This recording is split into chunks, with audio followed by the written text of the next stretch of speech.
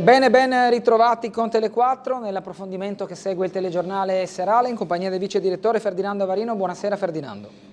Buonasera a tutti. Abbiamo sentito oggi il presidente della regione Massimiliano Fedriga su questa tanto attesa mozione che verrà presentata e verrà votata dal Consiglio regionale, su cui poi il presidente pone la questione di governo, che era stata anticipata ancora in quell'incontro chiarificatore fra le parti del centrodestra regionale e che serviva per riconciliare quello strappo dato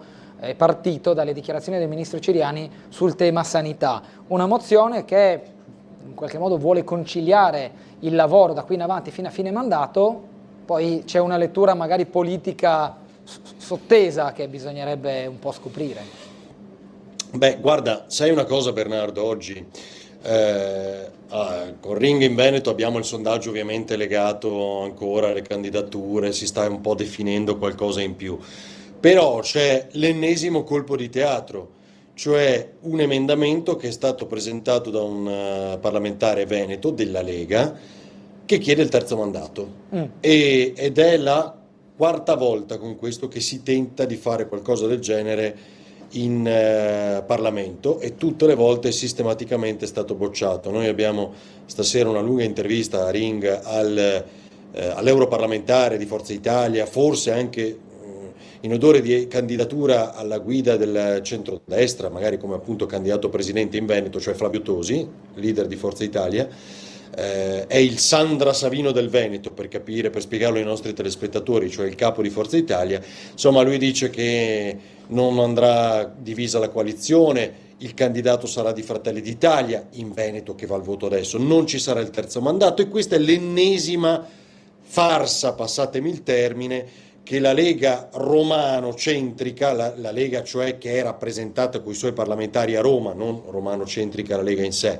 ma con i suoi parlamentari, tenta a Roma, ma senza crederci un po' tanto, un po' troppo, no? Che è un po' la ricostruzione dietrologico-politica che abbiamo letto nei giornali in queste settimane, visto in tutti i talk show in cui abbiamo approfondito il tema, cioè è la Lega stessa e Salvini stesso a non crederci tanto, però la mossa la fa giusto per farla, e quindi quest'oggi hanno presentato di nuovo la richiesta che venga ampliati a 3 mandati le possibilità di amministrare per i presidenti, quindi insomma Luca Zaia adesso, ma i tempi non ci sono, quindi vedremo. Se ne parlerà già giovedì probabilmente nell'analisi di questi emendamenti alla Commissione Affari Istituzionali del Senato, ma è più su un binario morto che altro questa stessa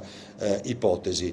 No, è tutto un altro mondo. Poi veniamo alla mozione, che era il tema della tua domanda, quello che riguarda invece il Friuli Venezia Giulia, perché quello che sta accadendo in queste ore potrebbe essere, come detto, un binario morto del terzo mandato per l'imminente, cioè Luca Zaia che va al voto entro fine anno, ma è una partita che potrebbe invece davvero riaprirsi dopo l'autunno e quindi riguardare, sai mai appunto, altri governatori e Massimiliano Fedriga in primis, per 2 ragioni.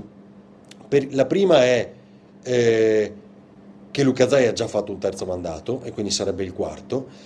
e oggettivamente regge poco sul fronte anche delle preferenze politiche degli elettori, insomma, spiegare che fa un quarto mandato,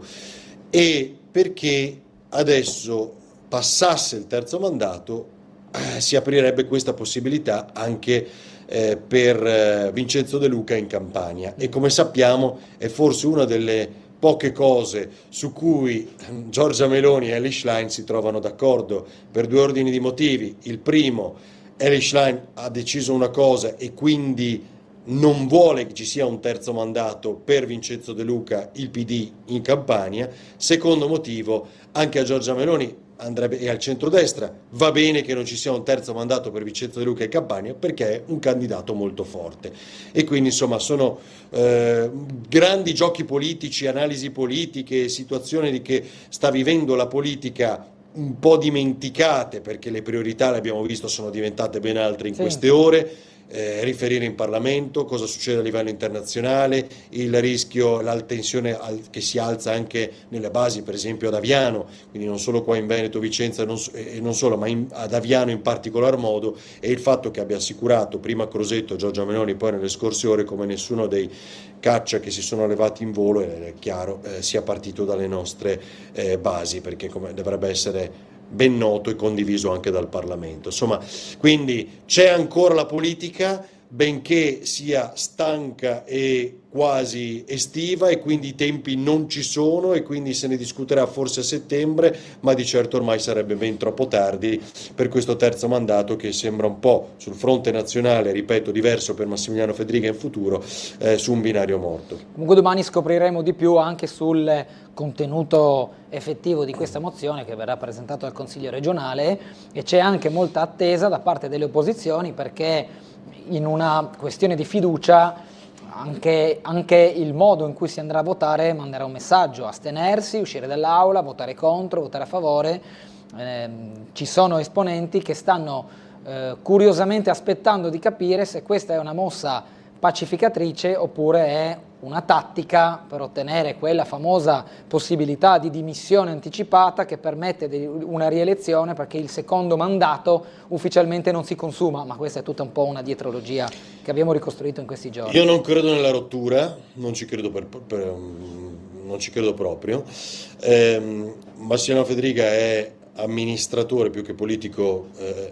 ma nel suo ruolo politico è capace, e quindi non andrebbe mai allo scontro e alla rottura. Di certo ha preteso e ottenuto che venisse ricondotto a un sostegno puro nei suoi confronti da parte del centrodestra, isolando di fatto il ministro Ciriani, che ha criticato la sanità, le decisioni e le applicazioni di questa riforma, degli investimenti, dell'apertura dell'ospedale di Pordenone, insomma tutto quello che ben sappiamo, e quindi ha cercato di stringere a sé tutta la maggioranza che lo sostiene, operazione in cui è riuscito pienamente. Poi sai, queste sono anche liturgie